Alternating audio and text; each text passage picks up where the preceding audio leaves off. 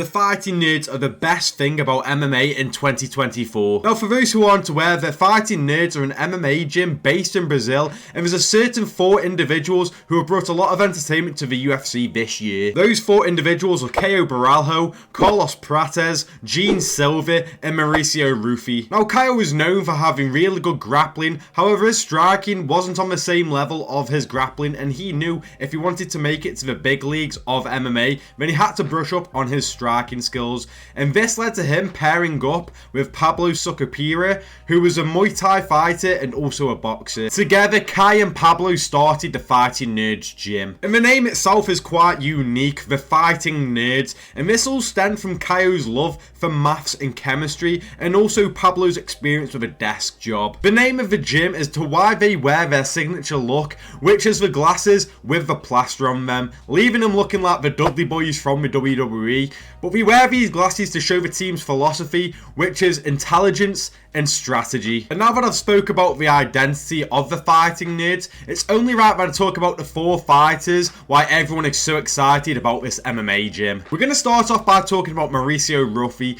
He is a 28-year-old who competes in the lightweight division in the UFC and has a record of 10-1, and all 10 of his wins come by way of knockout. He is a very versatile and creative striker, and he made his first appearance in the UFC this year, the only appearance that he has made in the UFC, and he passed it with flying colours when he defeated Jamie Mullarkey and finished him in the first round. Now, a lot of people talk about this performance and are very excited about Mauricio because, again, he is only very young, and this performance was actually amazing. He looked so good on the feet against Jamie Mullarkey, and a lot of people had comparisons of him and a prime Conor McGregor because he just looked so loose. His shot selection was on point, and he looked absolutely great against Jamie Mullarkey, who's had a few fights in the UFC. We then move on to Gene Silva, who's only 27 years old and competes in the featherweight division. He has a record of 14 wins, 2 losses, and he's only gone to the distance 3 times out of those 16 fights.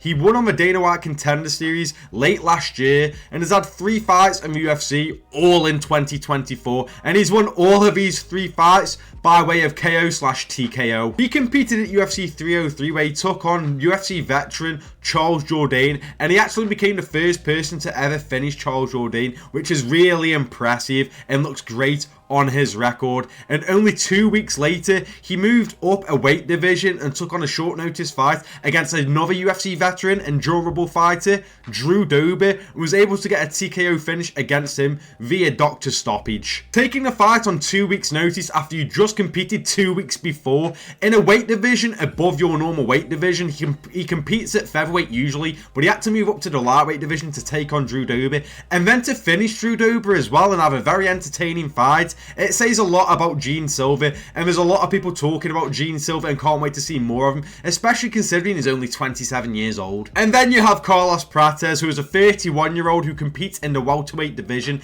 and has a record of 20 wins and 6 losses, and is known for his hard-hitting striking as well as his love for smoking. Similarly to Gene, Prates made his appearance on the Dana White Contender Series late last year and has now made 3 appearances in the UFC this year, winning all by KO. In his last performance, he competed at UFC 305 when he took on UFC veteran Li Jingliang, a fan favourite, loved by many.